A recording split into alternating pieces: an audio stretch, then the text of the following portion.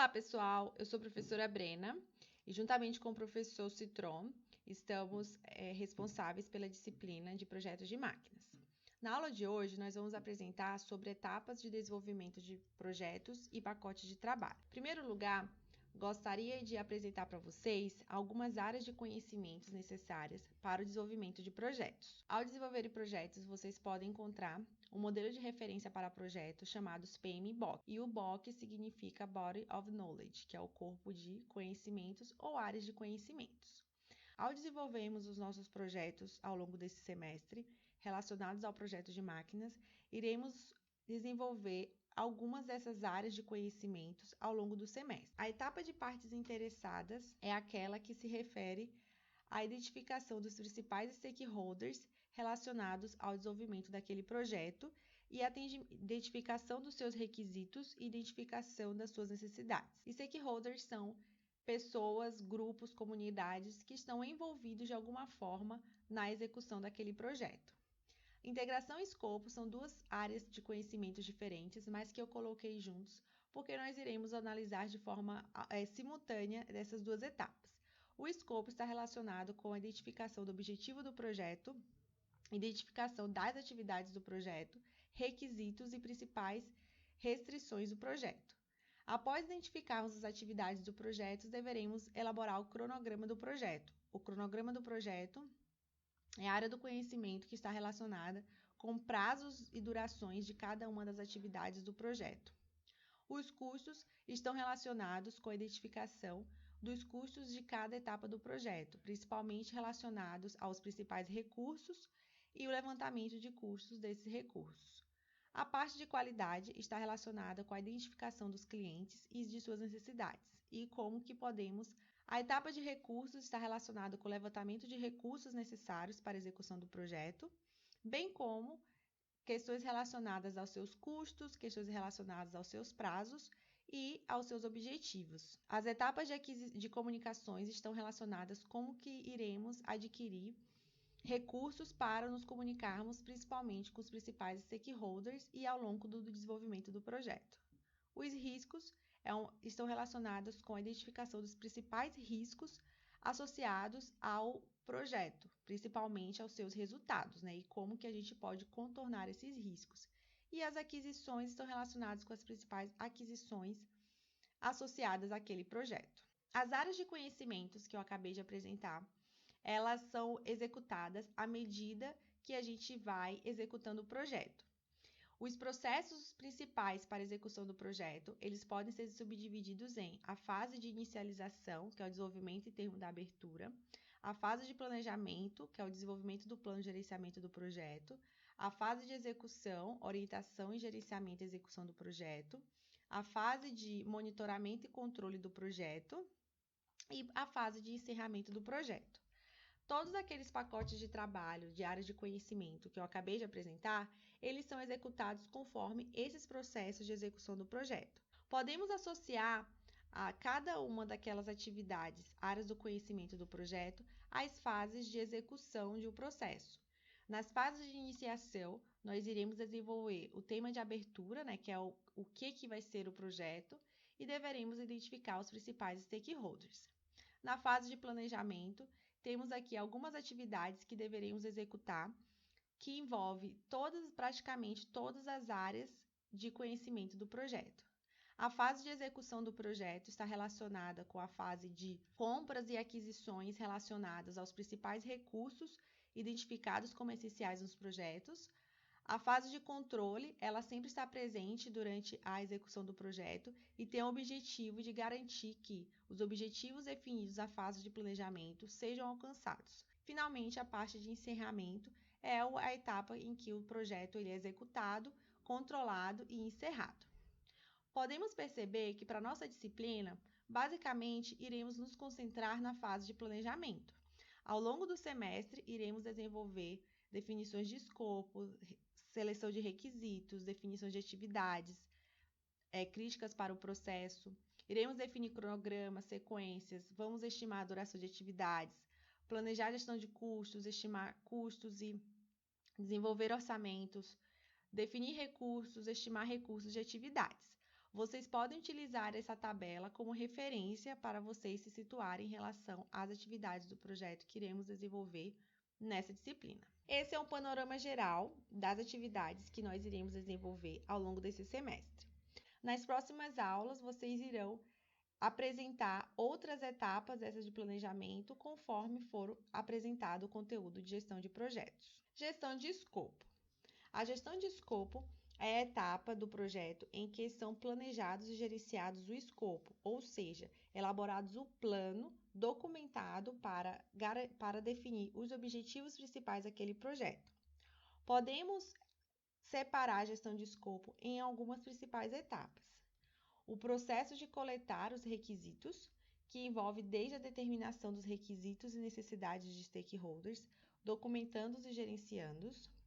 Envolve a definição de escopo, que é o processo de desenvolvimento de uma descrição detalhada do trabalho. Envolve a etapa de estrutura analítica do projeto, com a sigla EAP, que é o processo de subdivisão das entregas e do trabalho do projeto em componentes menores e mais facilmente gerenciáveis. A validação do escopo é a etapa de processo de formalização e aceitação das entregas concluídas do projeto. E a etapa de controle do escopo, que é o processo de monitoramento do andamento do escopo, do projeto e do produto, para gerenciamento das mudanças realizadas na linha de base do escopo. Na fase de inicialização do projeto, um dos principais pontos e que interfere no desdobramento de todas as outras etapas do projeto é a identificação das partes interessadas, que no inglês é chamada de stakeholders. E stakeholders são pessoas, grupos ou organizações que podem impactar ou serem impactados por uma decisão, atividade ou resultado do projeto ao longo de todo o ciclo de vida desse projeto, de acordo com o PMI 2013. Podemos identificar, podemos apresentar alguns exemplos de stakeholders relacionados ao projeto. Por exemplo, se eu estiver construindo uma nova linha de metrô na cidade de São Paulo, os stakeholders dessa linha de metrô serão os investidores, os clientes desse metrô, mas também os moradores situados na trajetória desse metrô. Podemos ter associações de classes relacionadas a esse projeto. Podemos ter sindicatos de mineradores que interferem na instalação de uma mina. Podemos ter como stakeholders o Instituto Brasileiro do Meio Ambiente e de Recursos Naturais Renováveis, o IBAMA. Ou seja, stakeholders são geralmente clientes, pessoas envolvidas nas atividades do projeto, como funcionários, comunidade, são também os donos do projeto, que podem ser os investidores do projeto. Os stakeholders também podem ser o próprio governo, que também implica em alterações do projeto, no que se refere à legislação e controle, e associações, sindicatos e institutos que estejam relacionadas com as atividades daquele projeto. O processo de identificação e avaliação das partes interessadas deve levar em conta as categorias em que podem ser agrupados os interessados. Existem pelo menos 2 grandes grupos de interessados em projetos que devem ser identificados. O grupo dos interessados que estão diretamente ligados ao projeto, que geralmente são os gerentes dos projetos, os patrocinadores, que são os investidores, clientes, fornecedores e a equipe de projeto, e também os secundários, que são a comunidade, o governo, sindicatos, associações de classe e mídia. Muitas vezes também a família dos envolvidos no projeto. A depender do projeto que esteja sendo executado, o governo ele pode vir a se tornar um projeto diretamente ligado, um stakeholder diretamente ligado ao projeto, já que se for um projeto para o governo, ele vai se tornar o principal cliente. A depender se for um projeto para uma determinada associação de classe ou sindicato, eles irão também se tornar interessados diretamente ligados ao projeto. É importante que vocês identifiquem o grupo que é diretamente ligado e o que menos é diretamente ligado, para vocês conseguirem priorizar quais são os stakeholders que devem ser atendidos com o maior poder, com a maior prioridade, e quais são os stakeholders com menor relevância para aquele projeto. Montei aqui uma tabela que vai ajudar vocês no desenvolvimento da atividade que vocês deverão fazer hoje, que é a atividade de identificação de stakeholders e a atividade de pacote de trabalho.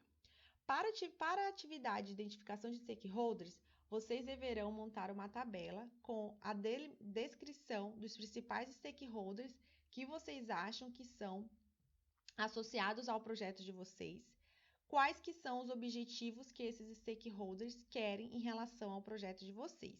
É claro que essa atividade vocês poderão fazer por meio de um brainstorm no grupo de vocês, conforme o que vocês acharem que está relacionado com esses stakeholders. Essa etapa de classificação de prioridades vocês podem deixar em branco, porque iremos fazer posteriormente em outras etapas do projeto. A identificação de stakeholders contempla etapas de identificação de seus interesses, determinação de seus pontos fortes e fracos, definição de estratégias de implantação de ações para neutralizar as partes interessadas contra impactos negativos no projeto. Além disso, vocês também deverão identificar o público-alvo do projeto de vocês. Outro ponto importante no desenvolvimento do planejamento de um projeto é a identificação dos pacotes de trabalho. Os pacotes de trabalho contêm as atividades identificadas para a execução de um projeto em questão. A identificação de pacotes de trabalho é essencial para o planejamento do projeto, divisão de tarefas e elaboração de cronograma, que iremos fazer posteriormente. Podemos também elaborar uma construção visual dos pacotes de trabalho, que normalmente é chamada de EAP. A sigla EAP significa Estrutura Analítica do Projeto e é uma decomposição hierárquica do trabalho. Os pacotes de trabalho, eles devem ser gerenciados, associados a eles e devem conter os seguintes elementos. Para cada pacote de trabalho que vocês identificarem, vocês devem colocar o objetivo desse pacote de trabalho, o que vai ser entregue após a execução desse pacote de trabalho, qual que é a programação desse pacote de trabalho, o orçamento que nós iremos fazer mais adiante na disciplina e as responsabilidades. Para vocês, a disciplina de projetos de máquinas, vocês deverão principalmente identificar o objetivo daquele pacote de trabalho, o que vai sair de resultado e as responsabilidades que vocês deverão dividir, quem é que vai ser responsável por cada atividade daquele projeto na equipe de vocês. Aqui nós temos um exemplo de EAP para um churrasco de formatura. Percebam que em cima a gente tem os pacotes de trabalho, que são as atividades principais desse projeto. E embaixo, para cada pacote de trabalho, como por exemplo, entregar a bebidas, nós temos etapas de atividades que fazem parte da execução de todo o pacote de trabalho chamado bebidas. Por exemplo, para que as bebidas sejam entregues de acordo com a demanda necessária dessa atividade, deveremos calcular a quantidade de bebidas necessárias, deveremos fazer o orçamento das bebidas, comprar as bebidas e receber as bebidas. Cada uma dessas atividades deve ser realizada para que o pacote de trabalho bebidas seja entregue e seja realizado. Além de bebidas, nós temos o pacote de trabalho carnes e parte do mesmo princípio de analisar as atividades relacionadas a esse pacote de trabalho, música, churrasqueira e chácara. Vocês deverão, para o projeto de vocês, identificar os pacotes de trabalho, as atividades desse pacote de trabalho e as responsabilidades desse pacote de trabalho, isto é, quem é que vai ser responsável por cada pacote de trabalho. Esse pacote de trabalho organizado dessa forma hierárquica é o que a gente chama de EAP. Bom, pessoal, a aula de hoje chegou ao fim. Espero que vocês tenham entendido. Até a próxima!